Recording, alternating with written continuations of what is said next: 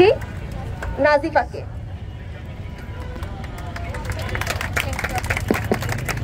আসসালামু আলাইকুম, শুভ সকাল সবাইকে।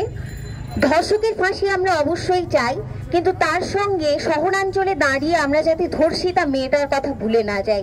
যে মেয়েটা গ্রামাঞ্চলে ধর্ষিতা হয়, আমরা নতুন ইস্যুতে মুভ অন করি। আমরা শহরাঞ্চলের মানুষ, রাজু ভাস্কর্যের সামনে দাঁড়িয়ে কয়েকটা কথা বলা অনেক সহজ, কিন্তু যে মেয়েটা ধর্ষিতা হচ্ছে এবং বেঁচে যাচ্ছে, তার সমাজের অবস্থানটা কোথায় গিয়ে দাঁড়াচ্ছে, এবং তাকে কি আমরা প্রপার রিহ্যাবিলিটেশন দিতে পারছি কিনা, এবং তাকে আমরা সামাজিক সুরক্ষা প্রদান করতে পারছি কিনা, এবং একজন স্বাভাবিক মেয়ের মতো, এই যে আমি বলে ফেললাম যে আমার কথায় মনে হতে পারে যে ধর্ষিতা মেয়েটা একজন অস্বাভাবিক মেয়ে, মোটেও না।